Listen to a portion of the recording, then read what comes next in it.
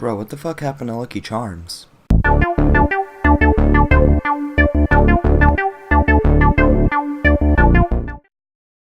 Yo, what's up, my sexy beefcakes? It's Ian here.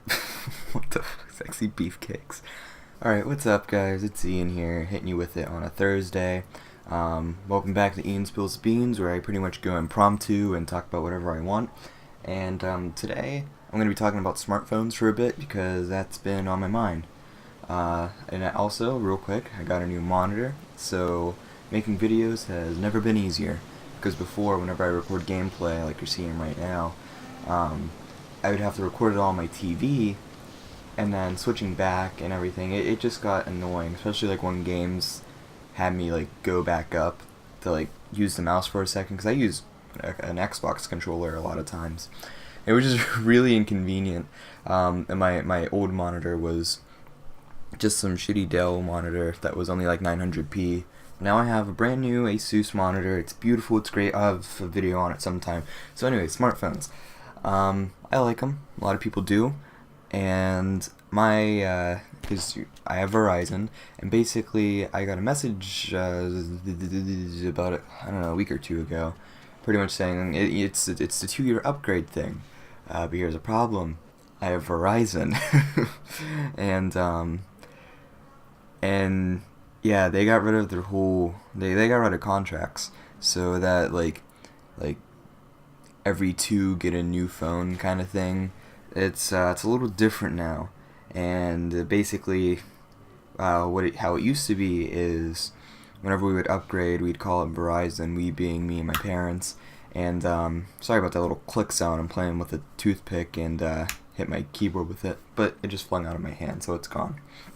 Anyways, so yeah, we would call Verizon, and we'd tell them like, hey, we have our upgrade, and they'd actually like let us get a new phone for about like 200-ish. Like they'd give us like this big discount, and the only thing we'd have to pay is the contract fee, which albeit was pretty expensive, but we got a brand new phone for a hella good price. Now you have to pay monthly incrementals for a new phone, and on top of that you have to pay for your monthly plan, whatever like data pool you get. And that's a little inconvenient now, because because like before, whenever I'd get my phones, this was like I was younger, I literally couldn't get a job because, well, like a actual job, not like an under the table thing, because I was only like 14 or 15 or whatever. And so I was kind of screwed there. I couldn't just say like, oh, I want this phone because it's new. Like now, I have to buy it, and I know, first world problems, right? No, not really. But yeah, so I have to buy my new phone, and now it's like, what am I gonna do? Because I don't like paying monthly for things. But I got that all figured out. I know what I'm doing in terms of how I'm paying for it. But this is where the fun stuff comes in, finally. I'm just thinking what phone to get. So, before I figured out stuff with Verizon, I was actually thinking about getting the S7, because you can't go wrong there. And there was this person selling new S7s on eBay for like $430-something. And it seemed legit. I mean, this isn't what I'm going with. But it didn't come with a SIM card, and that was like red flag number one, because I didn't want to buy a SIM card.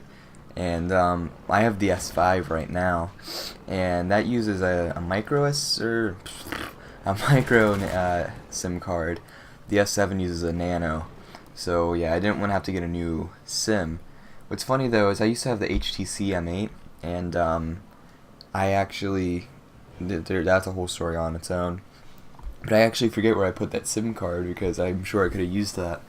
But despite the S7 on eBay being new, it didn't come with the original box, and it didn't come with the original charger, and the fact that it was a new phone for such a smaller than normal price, it seemed a little sketchy. But I'm sure it was legit, but that's not what I went with, because like I said, this was before I figured some things out with Verizon. So another phone I was looking at was the HTC 10. Because I had, like I said, I had the M8, and I loved that phone a lot, surprisingly, a lot more than I thought I would, because basically I was gonna get the Note 5 back in like 2013 or 14 or whatever, but I couldn't, so I was gonna get like just some cheaper phone, and I saw they had the HTC One M8, and I'm just like, oh, this looks great. So I ended up getting it, and it was just one of my favorite phones. And despite it being a cheaper phone at the time, because the M9 was right around the corner at that time, it just, I don't know, it felt really nice. And what happened with that phone is one day on 4th of July, I dropped it from like a really low height, but it still cracked. So with OOPS protection with HTC, they pretty much replace it or fix it or whatever. So I got a new one, and that was great. And here's what's funny: I was playing around with a magnet one day. I don't know if this is what triggered it, but for some reason, after I was playing with a magnet on the phone screen, you'd use it for a little bit, and if you turn it off, it wouldn't turn it. Like if you just like put it to sleep, just pressing the power button, it wouldn't turn back on, and you'd have to forcefully reset it. It was so annoying. I never knew what it was, but one day I just got so pissed off at it, and I was leaving school on a half day. I just got so annoyed with it that I just I picked it up and I just chucked it at the ground, and sure enough, right after that, it worked perfectly, and I never had the issue again. Albeit a nice dent in the aluminum, but worth it. So. This one day, same thing, I dropped it from a pretty low height, and the whole screen shattered. I didn't want to pay the warranty for it because that was going to be expensive, and I didn't have that OOPS protection anymore because that's a one-time thing. And I got a replacement screen off Amazon and tried replacing it myself.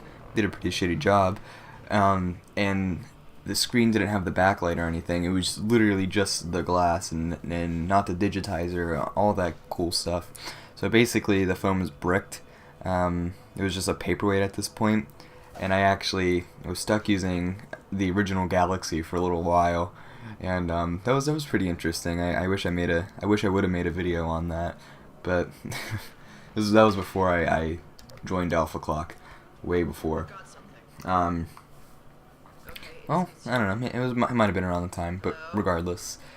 So I ended up getting because my parents upgraded their phones. They had S5s, and then I had an S5, like my dad's S5, and then for some reason this weird purple line went down the screen, and then it expanded and got bigger. Then that got bricked. I don't even know what happened there. And then now I have my mom's S5, which that had its own issue. There was like a hairline crack in the screen. And whenever you would type on it, it was like some annoying friend from like elementary school kept tapping your phone screen, making it impossible to type. So just like the screen just randomly pressed itself. It was so weird. What's funny though is I got a tempered glass cover and put that over the screen, and sure enough, the problem went away. Which was nice because I really wanted to like try to get an early upgrade just for the phone being almost unusable, but. Since I put that on, I haven't really cared about upgrading until now, where now the phone's actually starting to slow down and get a little chunky. It's just being a little pain in the ass, and like I said, I have my upgrade now, so it's that time. So, like I said, I was looking at the HTC 10. Wow, that story went way on, I'm sorry. So I'm thinking about getting the HTC 10 because it has USB Type-C, it has a fairly flagship CPU. It has the Qualcomm Snapdragon 820, which is a damn good mobile chip. But with the S8 coming out soon, and it supposedly uses the Snapdragon 835, which is still rumor. I personally think it might just use the 821. I don't know though. I don't know mobile chips as much as I do like desktop things, so it's kind of hard for me to say. But yeah, so the HTC 10's up there just because I like HTC. Like I said, I like USB Type-C, and I don't know. I went to Verizon one day and I just picked it up, and it felt great. but I was only there for like 2 minutes and I just wanted to try that one phone. So yeah, going back with the S7 though, if I still have the option to, I would get the S7, but like March 29th, the S8's gonna be like revealed or whatever, from what I've heard. So I don't want to buy a new phone and then have the new phone get announced and come out in like a month or two. So it's kind of like I don't know. If I was going Samsung, I'd rather wait. And someone's gonna say, well, why not get the iPhone?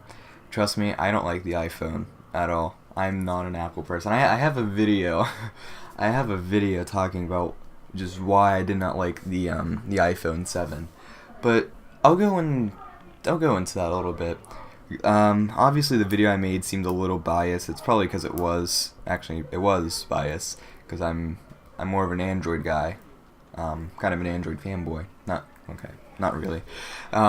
But I don't know, it's just, there's something about Apple that I don't particularly care for. I don't like how there's only one iPhone you can get, and if you don't like a certain feature about the iPhone 7 and you're an iPhone person, you're kind of fucked there, because you can't get some other variant of the phone.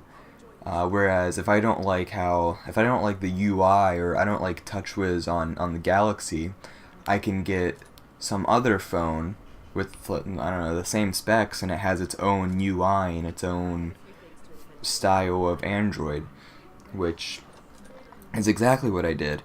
I like TouchWiz on the Galaxies, but I wanted, like, right now, I want a really just close to stock Android experience.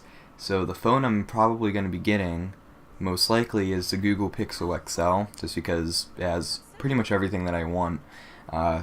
Pretty much stock Android, pretty much no bloatware, and if there is, you can uninstall it from what I've heard. USB Type-C, I don't know why I like that so much. It's just after using it with the Nintendo Switch, I really like USB Type-C. And I don't know, and it has the Snapdragon 821, which I think is the only phone, one of the only phones that uses that. I know the HTC and Samsung don't use that. I think the OnePlus uses it, but I'm not sure. Don't quote me on that.